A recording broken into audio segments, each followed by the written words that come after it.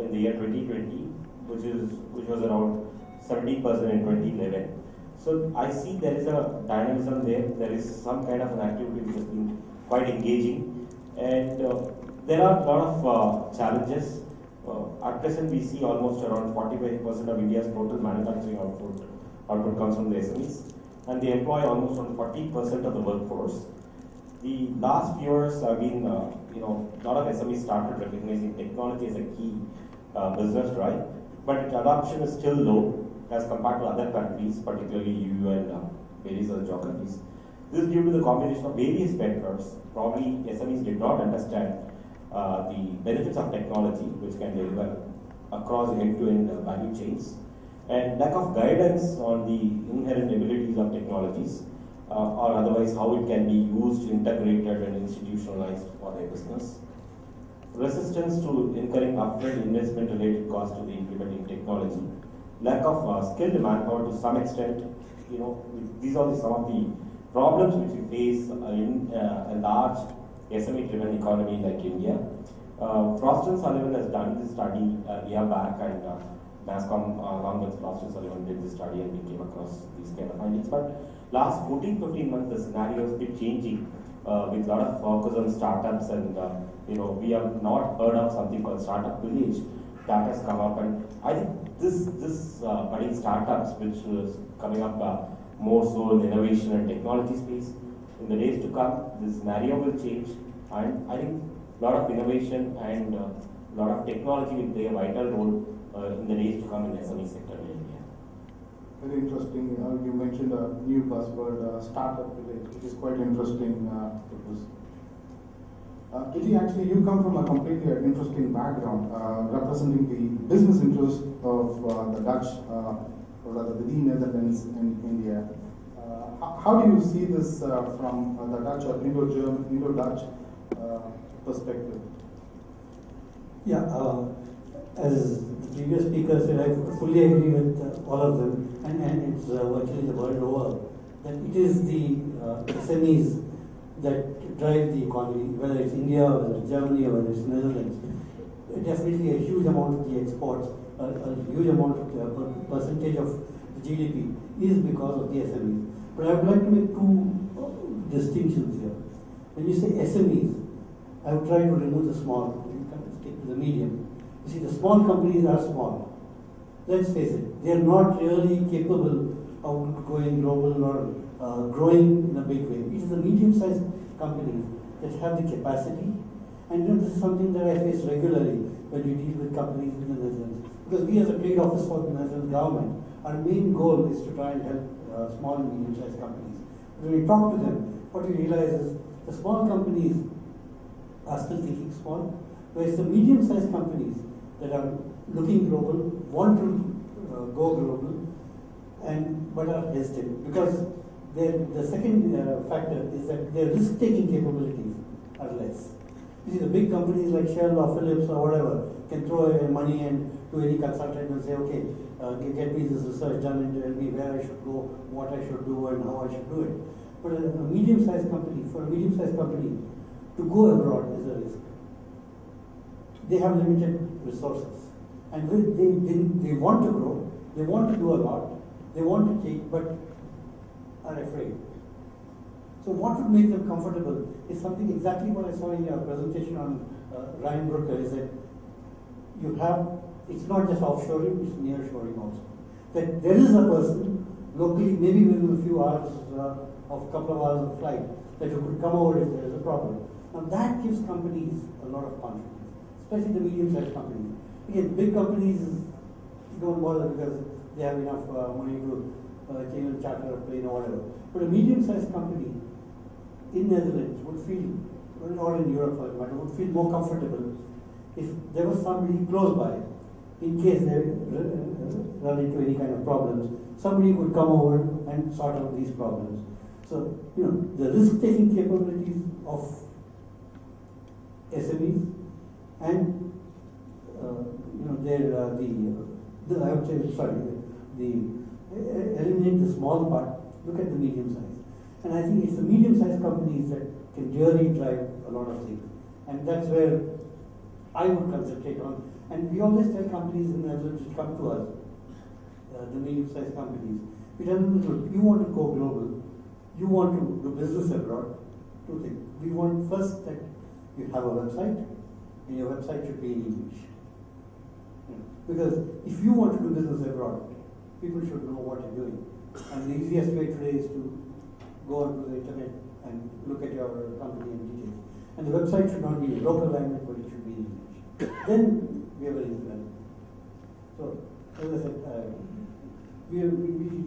almost all the 90% of the companies that come to us are SMEs. But we make this distinction between small and medium. And that's where we say, okay, you guys can be helped because you can do something. You guys can't. Better you stick around within borders, maybe Germany, maybe Belgium or whatever. Thank you, Vijay. Actually, before moving to the next question, I just want to ponder a thought about what you had mentioned about, in Dutch, where the economy is more tilted towards the middle size and not the small size. On the other side of the fence, where Europe comes from, to be fair, the SMEs, both including small and mid-sized companies, are the actual powerhouses or the growth engines of German economy. As Jörg was mentioning, 68% of the GDP is contributed by the small and medium-sized companies. And again, 72% of innovation is actually derived or comes from these small and medium-sized companies. So, Jörg, how do you foresee this? Do you agree with the Dutch mindset, how they are, or is it completely different from a German perspective? No, I agree with Vijay that on a global perspective, from a global point of view, the small companies with 1, 5, or 10 people are not able to deliver global services. So for the global processes and for the target customers of our company or our business model, we should start mainly with maybe 20 million, 25 million euro revenue. But we also have, I'll give you an example. We have a manufacturer of saw machines, and this is a very, very small company with about 60 to 70 people, 5 million, 6 million euro revenue, and they start now to sell their machines to the Emirates, to China, to Russia, not to India at the moment, but they try to go global, and they have to implement global processes. So it starts with maybe the 5 million euro revenue companies, and if you have a company with 50, 100 million, then you are able to operate maybe 3, 4, 5 fully fledged subsidiaries, and if you have 500 million, 600 million, you can operate on a global scale.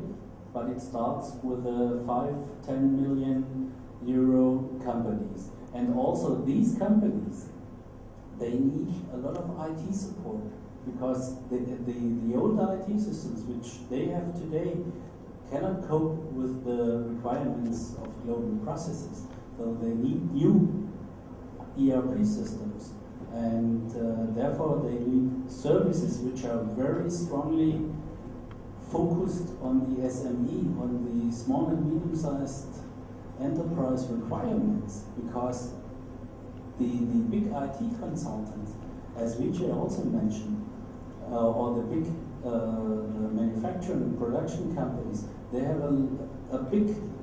big departments with a lot of people working in the IT area, and they take 10, 50, 100 IT consultants at the same time inside the company. If you go to a 50 people company and you come with 10 IT consultants, to whom should they speak? There are no contact persons for them. You need a totally different project approach. And they cannot wait 2 years until you get an IT system running. They want it up and running in 4 weeks. And they have maybe 1, 2, or 3 guys talking to you. So we need a totally different project approach. So that's what we what we want to deliver with the RheinKontakt business model. Thank you for your insight, Jörg. Moving on to my second question, I would like to understand, Keith, from your perspective, we understood about the growth perspective of how SME is contributing, but from your perspective, what are the current challenges that SMEs are today facing in EU?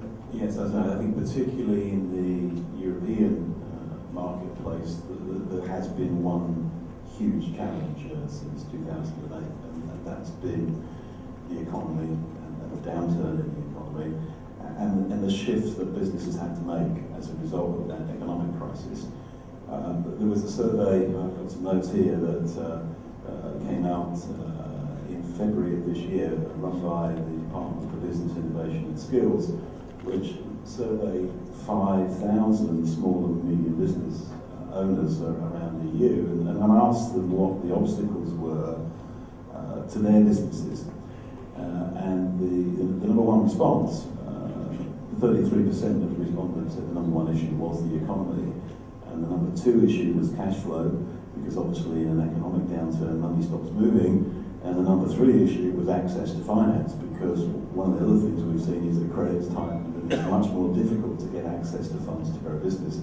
So, issues 1, 2 and 3 have all been related to the economy, and it was interesting that things like regulatory issues, which have perhaps traditionally been seen as barriers for organisations growing, scored relatively low, I think 3% in the survey. One thing that did come out, one of the things that came out from the survey, is that businesses are looking to gain competitive advantage. And another thing that came out, which I think is quite pertinent for the discussions this evening, they talked about the difficulty of getting, or the availability of having the right information at the right time. And I think that that's a theme that I guess we may explore more as the evening develops. So, thank you. That was very interesting, the right information at the right time, and you also mentioned about trying to be more, on a competitive advantage over the other competitions. Probably, IT could be one of those solutions which could help them in moving towards that. But moving to you, what do you see from your perspective the challenges of SMEs in the DACH region, Deutschland, Austria, Switzerland? Thank you, Vitri, for this question.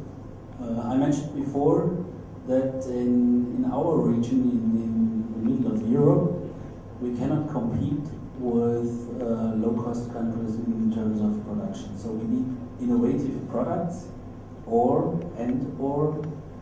new value-adding services for the customers. So if you think about the manufacturing industry, especially the machinery equipment industry, today, with selling the sales of the machines, they make an EBIT about maybe 2%, maybe 3%, sometimes 0%. Mainly 60, 70, 80% of the EBIT comes from customer services. And therefore, we cannot only sell spare parts or repair services, we have to sell value-adding services.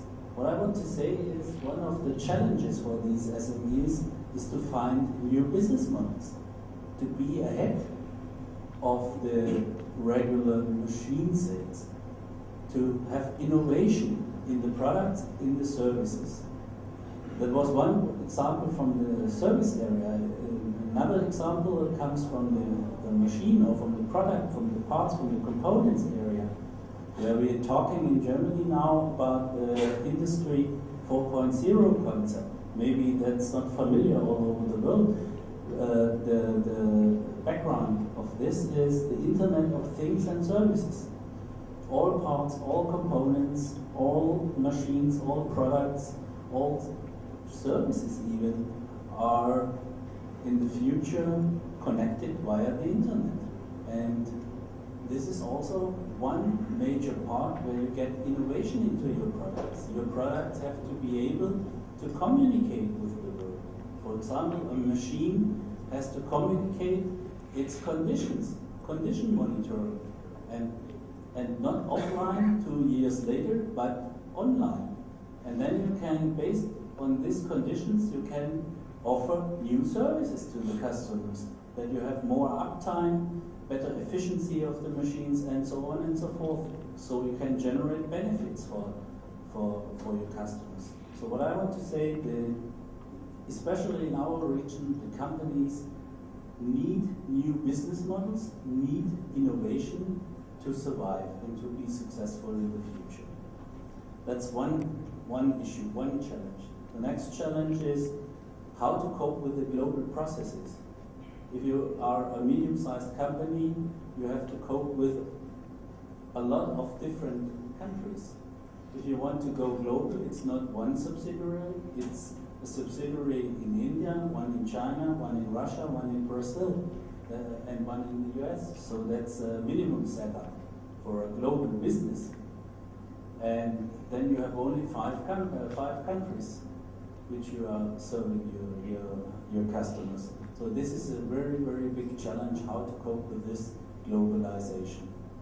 And based on this globalization, you have to deliver processes which are reliable, high quality processes, high quality products. You have to be responsive. That means the customer does not want to wait half a year for your service or for your product. You have to be very fast with regard to the order management, and you have to be flexible, because there are different requirements in different markets in the world, and you cannot put a German standard to all parts of the world. So in Asia, maybe the response times are totally different with regard to Europe or to the US. So you have to cope with a lot of different requirements, and therefore you have to have flexible processes, and these flexible processes have to be supported by the IT systems. And there we have now, again, the RheinKontakt business model. It's not a standard, for example, big German ERP system, and you have the same standard all over the world. You need flexible systems which can cope with different requirements in different parts of the world. These are the main challenges for SME from my point of view, besides all these financial issues. And I agree totally with Keith about these financial issues. Thank you, Jörg. That was a good insight.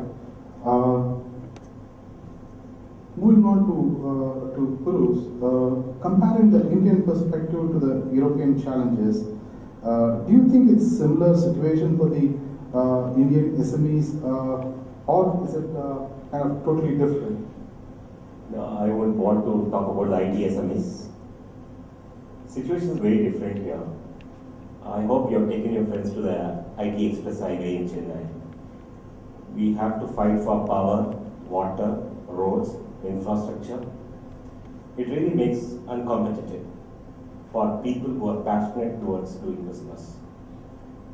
We have 3.1 million people directly employed in business, IT business. We do 55% of work's outsourcing from India. And when it comes to the IT SMEs, the industry contribute this year is around $108 billion of exports. But when it comes to IT SMEs, not even 10% is what we contribute. The reason being, I want to quote one example. There was one large company from US which wanted to set up shop in Chennai.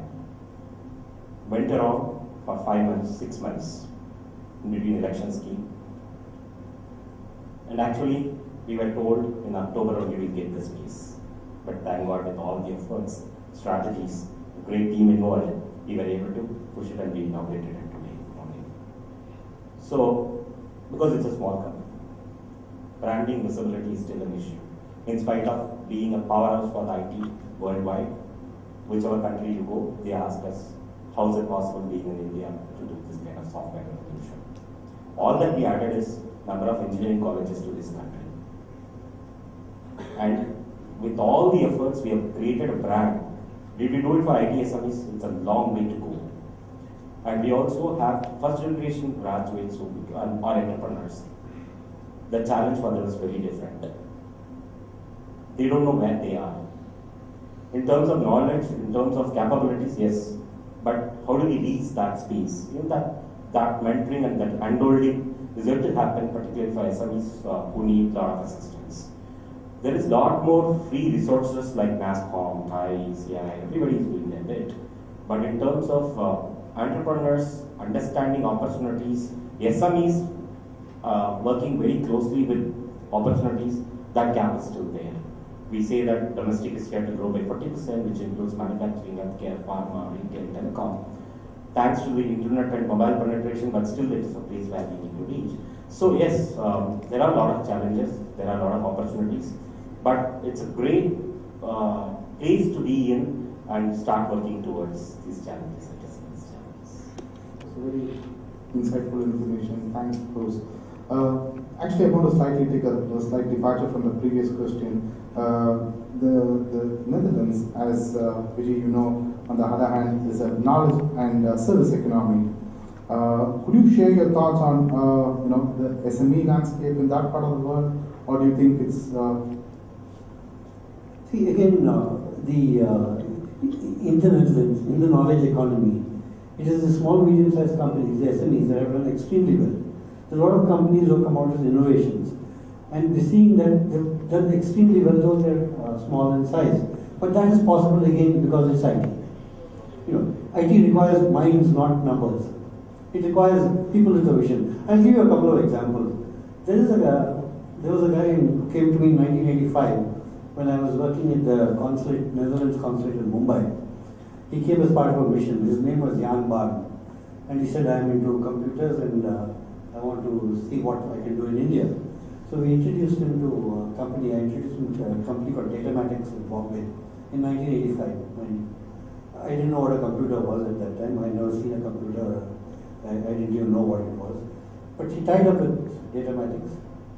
Within 3 years, in 1988, when the contract with Datamatics was getting over, in 1988, he felt that India had tremendous potential in IT. The term IT wasn't even used those days, I think. And he set up on his own in Bombay called Barn Infosystems.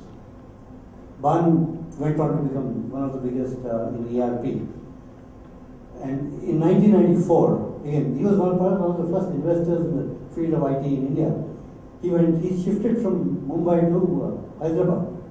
He said, Hyderabad is cheaper, I can get better people there. And in 1984, he set up a huge campus in Hyderabad. He made his billions in India. And he was a small company, nobody in the Netherlands knew about, but he became one of the biggest companies. But yeah, that is history. Today, there is a company called ARS Transport in Technopark in Trivandrum. Do you know what they do? They are sitting in Trivandrum.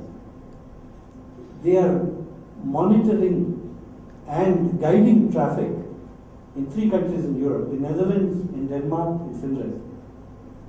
The red light that you see on the highway saying slow down to 80 kilometers or 100 kilometers is being done here at Trivandrum by ARS Transport. In the cities and on the highways in 3 countries, traffic is monitored and guided here in Trivandrum. That's why we're not able to go in a decent speed in those countries. So, what I'm saying is that in IT, what is required is your thinking. There's another very small company, Dutch company based here in Chennai, and they are doing design of packaging for all the supermarkets in Netherlands, the big supermarkets in Netherlands, like Albert Heijn and all. They are a team of about 15 people here. But they've been doing it for the last 6-7 years here. So it's again based on not so much on numbers, but it's on the people who start those companies, their vision, and the kind of innovation. It's all innovation led. Everything is innovation led. And for innovation, it's not numbers. And that is why SMEs have been very successful in the IT. It's largely because you can innovate. Gaming is a fantastic example of what just 2 or 3 people sitting together can make millions. So the entire emphasis about SMEs and IT is completely different from SMEs in other sectors, and you can achieve a huge amount of success in the IT sector through SMEs, and that's what they're doing. It's also happening all over the world. And thanks, Vijay. Moving on to my last question, I want to ask this question to Puru first, because Puru, do you see this reflection of trends that we earlier spoke, that is the technology adoption, and where do you see the role of the buzzword today that is there in the industry, SMAC, and the emerging technologies? Yeah, that's the most happening in SMEs. See, my perception is that the kind of interactions what we have with SME companies here, particularly in IT, SMAC has become the order of the day last at least a year. We have been talking about it, people are getting engaged. We see a lot of momentum there happening, and technology is the buzzword today for any of the startups and SMEs. And that's really happening all across the country in line with what's been happening all around the world. But we see that rapidly this increasing volumes of data which is being used, the kind of technology support in cloud and all these things, people are taking benefit out of it. But it's, again, as I said for the previous question, it needs a lot of support from all the stakeholders, right? That's happening. In a way or the other, it's been happening. It should take a lot of time, at least a few years for us to see that this technology has enabled these SMEs to go to the next level. Thank you, Bruce. We also, from what we have heard from Bruce and earlier from Keith, we've been seeing a noticeable trend of what I would rather call as the next generation ERP business systems as a solution to eliminate some of the challenges mentioned above. Do you see this happening of late in CE as well, continental Europe as well? The next generation ERP system is needed. Otherwise, we cannot operate our processes on a global scale.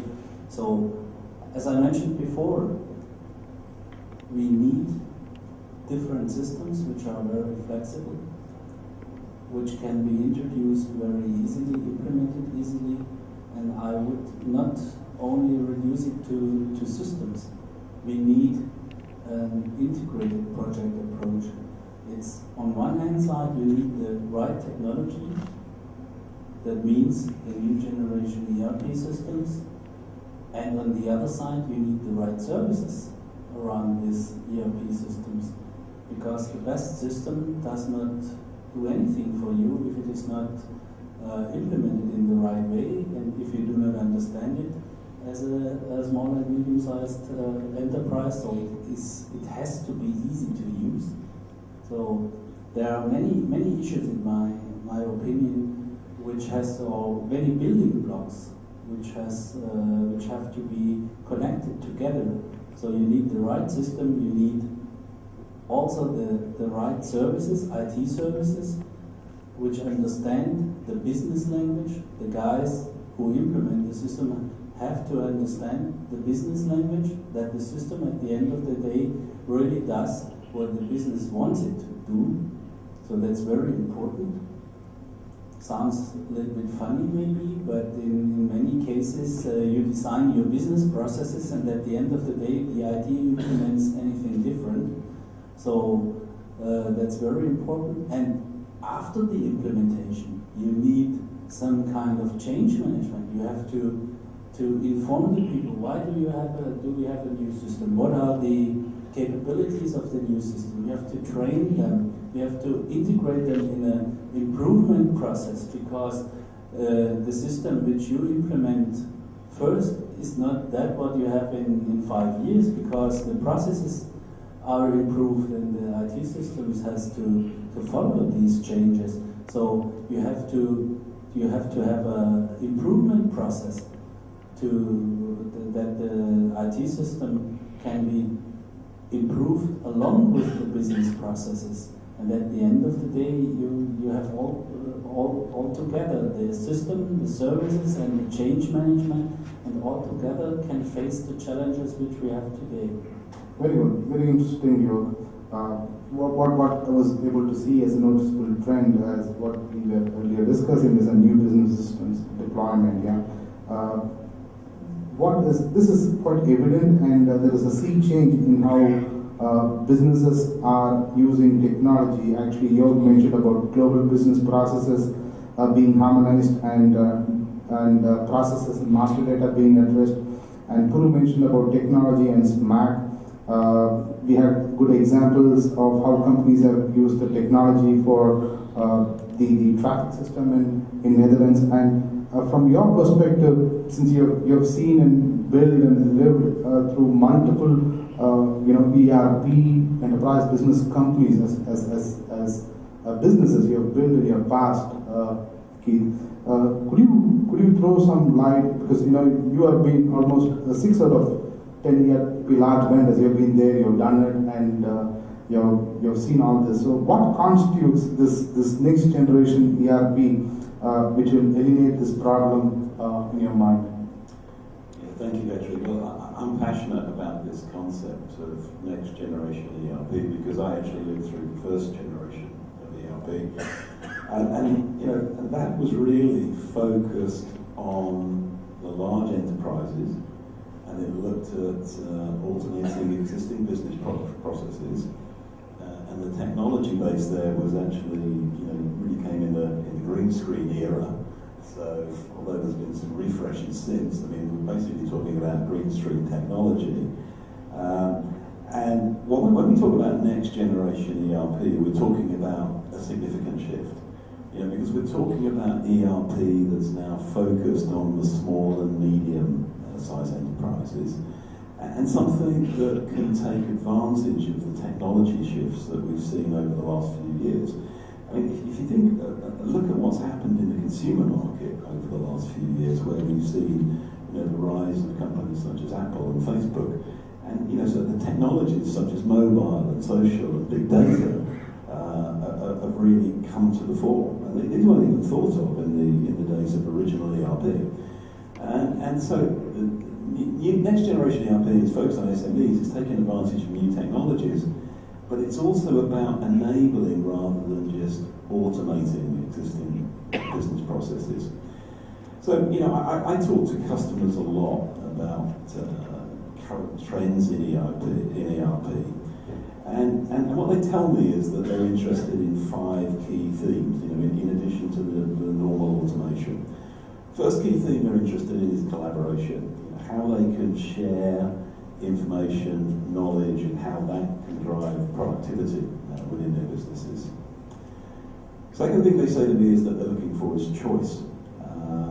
They don't want to take a system that comes predefined from a large vendor. They actually want the choice to actually define the way they work, to install on-premise or hosted or in the cloud, use a PC or a tablet or a mobile device.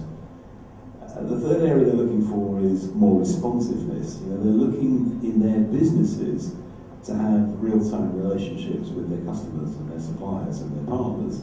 And they're looking to empower their employees so that they can get more speed, efficiency, get greater flexibility.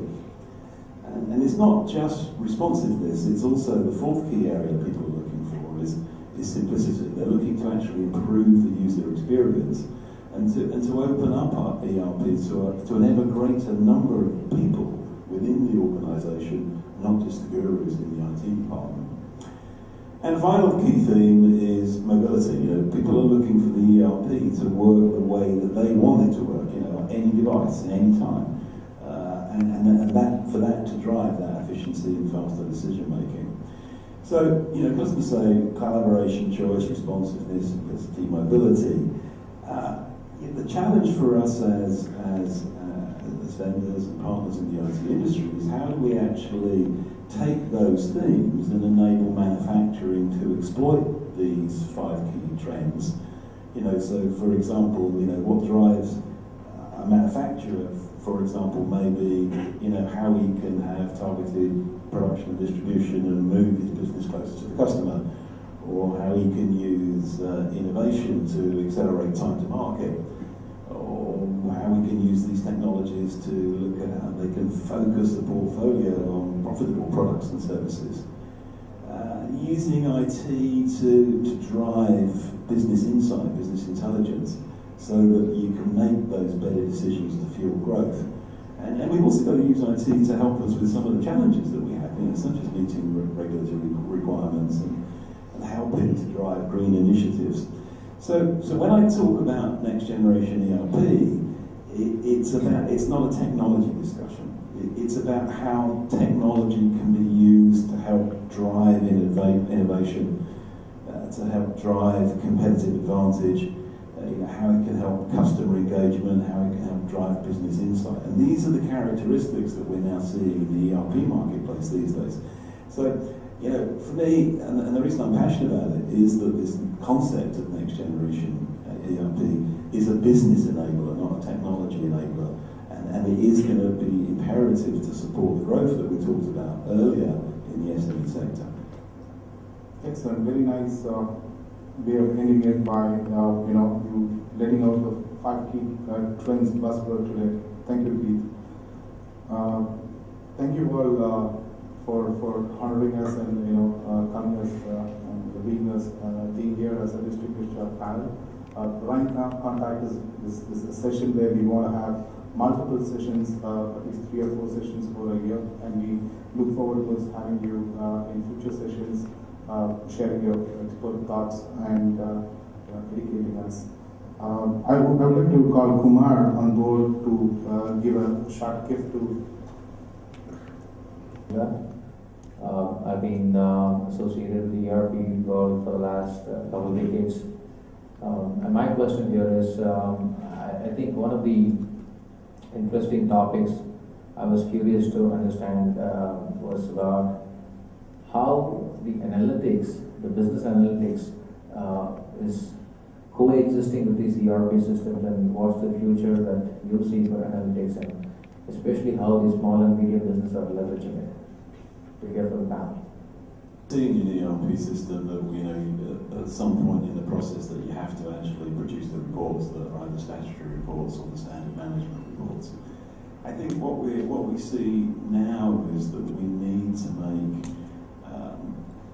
a whole range of business intelligence capability available for people, such that users rather than IT professionals can actually extract information and design a report on the fly. Or that we've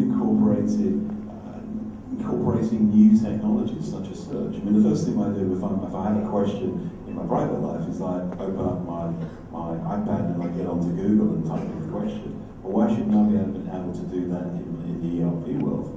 So it's bringing technologies such as that into the ERP environment and allowing people to work as intuitively in ERP as they're able to in other applications driven from the social side. Thank you, Keith. One more question, please. And probably the rest of the questions we can have over the dinner.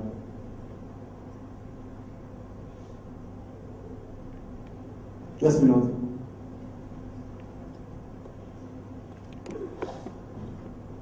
My question is more as a small business owner.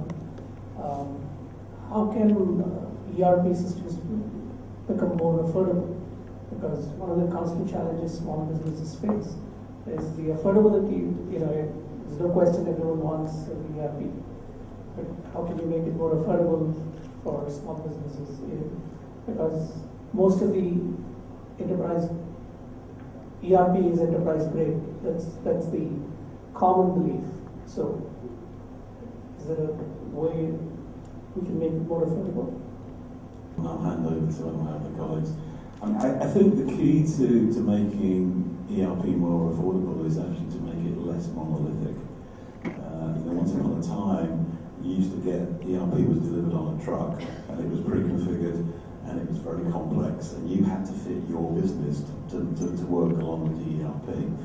And it comes back to the conversation we were having about next generation ERP that has got that flexibility to define a set of core business processes, but also to enable you to tailor them very quickly and on the fly, and to actually build in that flexibility so that you can change your ERP as your business requirements change. Because I think that was one of the other challenges with first generation systems, is you installed it and you ran the same processes for 15 years. Well, your business didn't stand still for 15 years. Your business is constantly evolving. So So I think we're looking for that agility in terms of the tool sets, in terms of the technologies that are employed. And we're also looking at, deployment models as well.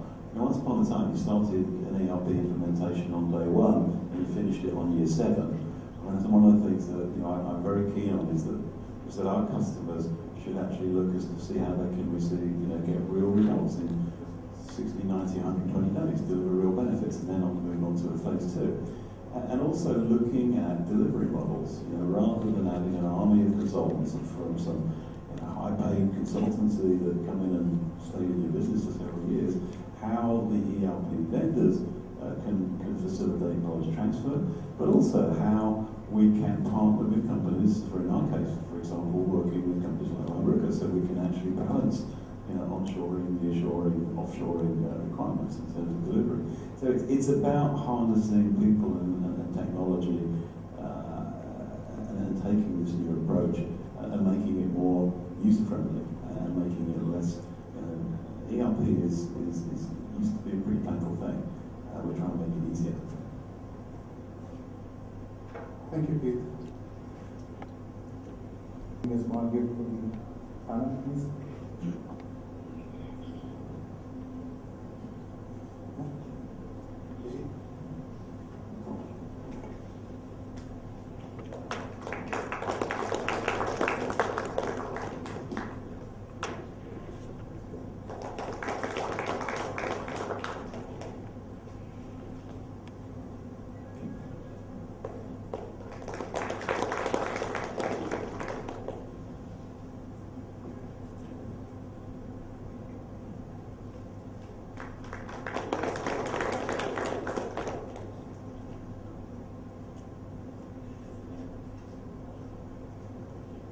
To the next event, may I request you?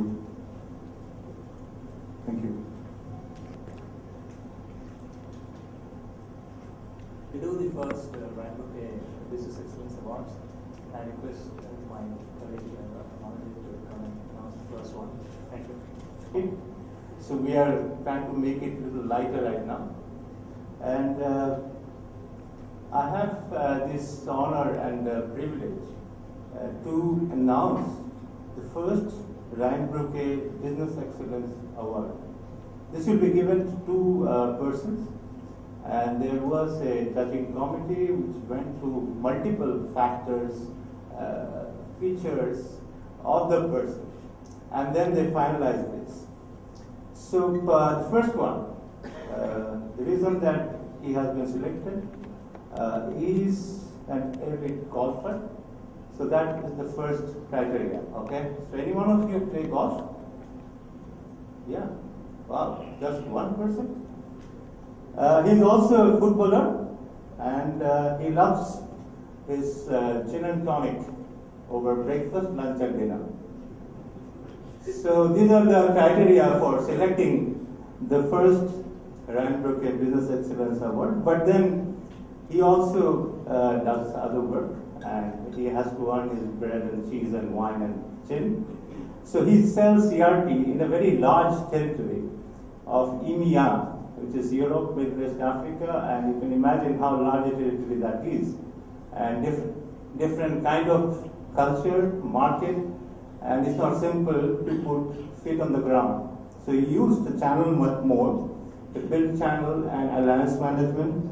He brought innovative ways and means of channel management. He used partner enablement program, and that became a ripple effect, a force multiplier effect, and build the business. So, ladies and gentlemen, please congratulate Mr. James Frampton, VP India Channel Technical. And the award here, please. Where's the award? I'm looking for the award first. And may I request Honorable Deputy Consul General, Federal Republic of Germany, Mr. Müller, please give this award to him. Come here. So that we can take pictures.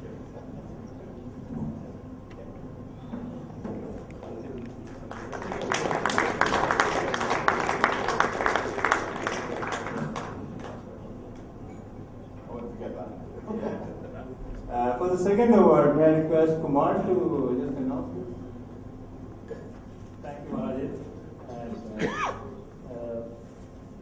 And we have a hard act to follow, you know. We got gin and tonics, we got football, and then we also have golf.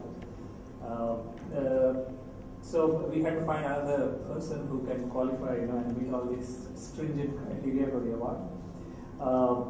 It's a great pleasure to introduce, you know, a person who loves his food, who loves his wine, he loves traveling.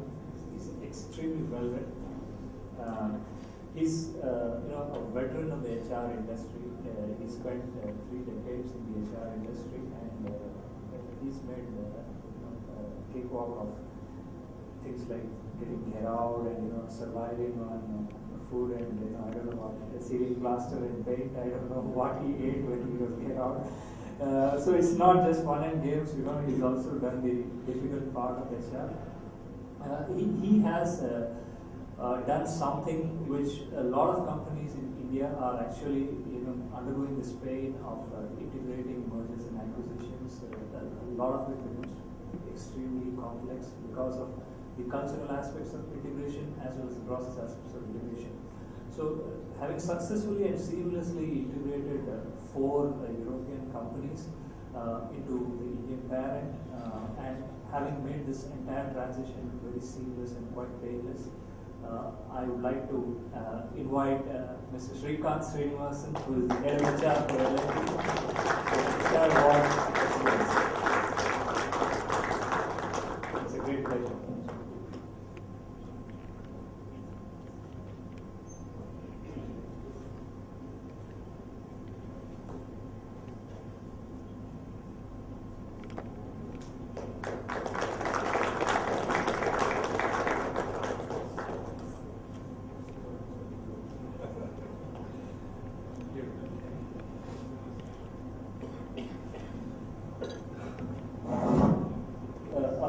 Idea about next generation ERP, where it's headed, and what HR is doing to move on. Thank you. Please.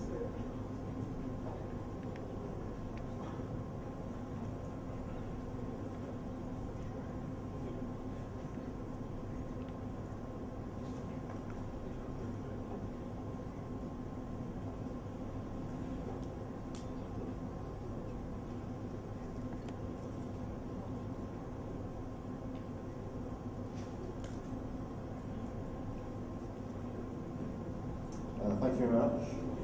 Good evening, everybody, and I'd like to extend my welcome to you all this evening. I'm conscious I'm the last thing between you and the buffet over there, and we're running quite a bit late, so I'll try and be done in the next 5-10 minutes or so. I'm not too sure if my description fits me earlier on for my award, but thank you anyway. But yeah, I look after the channel business and the channel operations for ethical software in the EMEA region. And yes, I'm fully aware that India is in Asia, but for whatever reason, ethical software puts India within our EMEA business unit, so it means I get to come out here. I just want to start off really in a light-hearted way about software companies, and I think again, coming back to my biography by Vetri earlier on, if I look at myself in the younger days, I did used to play football. As a teenager, I thought that I'd like to make a living out of that, but then I realised I was lacking talent, so that was a bit of an issue. But then in the 80s, I was into the rock band, Simple Minds, Dire Straits, and people like this. And actually, when you think about it, you know, I saw myself as this lead guitarist on stage, singing great songs, but again, I lacked talent. But actually, software companies are very much like rock bands, because if you think about it, rock bands, they have to actually think about the customer all the time. That's how they get bums on seats in their concerts. That's how they get people to buy their records. So they are customer driven, as we are. But actually, more importantly, they're only as good as their last release. So there are some one-hit wonders out there, both in the record industry and also in the software industry, particularly around some parts of the ERP business. So we are continually trying to work out how can we make the maximum of what we've got to bring on new customers and to keep our existing customers. And I think to your point earlier also about how do you get ERP return on investment quicker. So we're always looking ways on how we can take this to the max.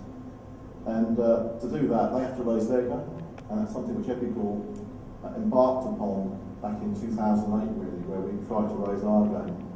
And I'll take you through some of those examples later on. So what does it take to raise the game? We embarked upon the first point was replace our vision. So what is our vision? And actually, I noticed that the panel earlier on when they're up on the stage, they were mentioning words like growth and driving profit for the customers. That is exactly what we are here to try and do using our systems, our next generation ERP system, which, funny enough, coincided with my pitch later in this presentation. But no, seriously, what we're trying to do with our platform is ensure that our SME customers can grow as and when they want to, but actually make sure that whatever they do is profitable, and we provide the tools to highlight these areas of the business. And I think one of the things that Keith said earlier on was that we have to enable tools for customers to look and say, you know what, that side of the business is not profitable, so we need to make a business decision. Do we carry on with that portfolio, or do we try and redirect our focus into other parts of the business with more profits? So in terms of raising our game, the first place we started was our people. And at the beginning of the year, we brought in a new CEO called Joe Carroll. He's had more than 25 years in executive management of software companies, primarily around the ERP business as well. And he's very passionate about what we're doing, as is Keith. And some of our ethics and our ethos around Epicor, if you ever see one of our guys on site, they're on the laptop, we have integrity, passion, and commitment as 3 of our 5 stalwarts of how we want to act in front of the market, in front of our customers, and internally to our people. So Joe's the ambassador for that. And he's really supported by the leadership team. Now, from a corporate level, I'm not going to bore you with all these people, but there are two individuals which are very important in terms of our product. And that is Janie West, who's our Chief Product Officer, and Paul Farrell, who is our Executive Vice President of R&D. And the ERP10 platform, which I'll discuss shortly, is his real brainchild coming through from the early 2000s up to where we are today. Janie came on board at the early part of the year, April-May time, and she's now sat down with Paul, as we speak actually, so no Keith's going back to the US next week, to firm our product strategy and how we make our latest platform even better moving forward. The way that Epicor is structured, we have business units. We have a retail business unit, which is predominantly in the US. It's what we call big retail. So they would be with brands like Nike, Karen Millen, Hugo Boss, people like that. And then we have what we call our retail distribution business, which is the entry-level SME, SMB retail distribution companies. So people that typically have trade counters, they do trade sales, timber merchants and things like that, plumbers, electrical distributors and things. The main focus of our business is ERP, and obviously you've met Keith already tonight. So Keith has now got an expanded role in looking after our international business, covering sales, marketing, consulting, professional services, support, and also under that banner actually is what we call CSF, country-specific functionality, and that's very important when it comes to somewhere like India, as we know all well that certainly in this part of the world, many ERP companies have come in 1 or 2 years and realised how difficult it is maybe to define, build, and continue the CSF curve for the Indian regulation authorities. And that's something that we were definitely not wanting to do from an ethical perspective. So, moving forward, who are we? I think most people probably see Epicor as a sales organisation, but actually, if you look at the graphic, over 75% of our employees are actually in customer-facing or customer-focused roles. So predominantly product development and the whole professional services and our support structure is all aligned around the customer. So the outside world, I sometimes think that maybe Epicor is seen as nothing more than a discrete manufacturing ERP product. But as these numbers show here, actually, if you look at our customer base, in EMEA, 40% yes is manufacturing, but actually we have a very high level of service-based customers that are using our products around the region. So effectively, all told, with the EMEA team of 600 people plus, we have just over 4,500 people in Epicor worldwide, hopefully raising their game to bring better products and better solutions to our customers. So the second part, how do we raise our game? It's our product. And next generation ERP is an easy thing to say, but actually, if you look at where we've been over the last 4 or 5 years, we are the only vendor that's been in what Gartner call the Magic ERP Quadrant as a visionary. And we've maintained that again for the 4th year, November last year, and hopefully you'll see us there again to the latter part of 2014.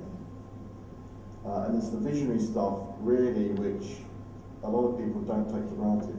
You know, we believe that ERP, if you think about financials and the functionality, because we are now dealing with second, third generation buyers, the people that have purchased ERP in the past and possibly been burnt, or they thought it was a nirvana that was never going to deliver. We have to make sure that we are very innovative and very agile and flexible when we deliver our next generation ERP. It's interesting what the panel was saying. This is the latest report from Gartner. This is the industry analyst. And they were saying that actually there's a shift from the management teams of the corporates actually heading more towards growth, innovation and agility. And I was making a rough note every time I was listening to one of the panelists speak earlier on. And luckily I think it was VJ said agility towards the end. I thought, yes, I've got a full house now. But it's true. If you look at our customer market, they're changing their focus, and so we need to be aware of that when we deliver our next generation product. And here we've got the global call and actually the Indian view of the management shift. And you see actually the percentages are very similar.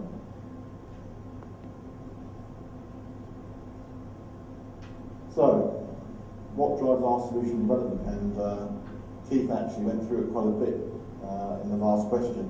And I thought, why should I bother getting up now? Because actually all the panelists were discussing exactly the principles, the 5 pillars of our product, our ERP version 10 platform. And it is around the 5 choices. So mobility, collaboration, choice, responsiveness and simplicity. And I'll just pick on a couple of these because actually if I put myself in my world, I arrived in Chennai this morning from the UK. We went to the inauguration this morning, came back to the hotel, did some work, and I looked at my desk and I've got my laptop, I've got my iPad, and I've got my mobile phone in my pocket. And I thought, actually, wherever I travel, I'd always travel with at least 3 devices to hand. And depending on where I am, it will depend on what device I'm going to use. And this is one of the key areas around choice and mobility in terms of any device, anywhere, anytime. And I want to be able to do things like upstairs earlier on I was doing some work. If I was in my ERP system, I'd shut the laptop down, come down here. Obviously I was listening to all the presentations, but if I wanted to start work again, what I wanted to do was take my iPad, log into the system, and actually I want that system to come back at me exactly where I left it off half an hour ago or an hour ago. And that's the type of usability we're bringing to the customers with the ERP version 10. One thing we have done this time around, so we say the launch of Epicor ERP version 10 in India, effectively, this is not a new product. This is part of the roadmap which we started back in 2008 when we released Epicor 9, and we knew exactly where we wanted to be coming into 2014, 2015. With version 10, we've gone through an unprecedented level of QA. We had 84 customers using it in beta around the world as one of 3 areas before we could even announce GA of the product. And the product was announced GA at the end of April 30th in the US. If we look now at the processes, and again this comes back to your point, Sarah, on about making ERP affordable, and Keith touched upon it. We want to put the customer at the centre of everything we do, so we're constantly now looking at how we can optimise how we work internally. Because don't forget, in effect, okay, we're a global company, 4,000 plus people, but we're still in the SME market ourselves, so we still have tight IT budgets, and we want to make sure that we can deliver the right product at the right time. So everything has to evolve around the customer. And one of the things that we started rolling out this year was an improved methodology for implementing our ERP platform. We called it Signature, and effectively we've now taken down from 6 stages to 5, where we're wrapping up the governance and collaboration all into one. What we're trying to bring across to the customer base is that it's lower risk, because what we're trying to encourage our customers to do is use the product as much as possible out of the box in terms of core functionality. We have best practice built into different modules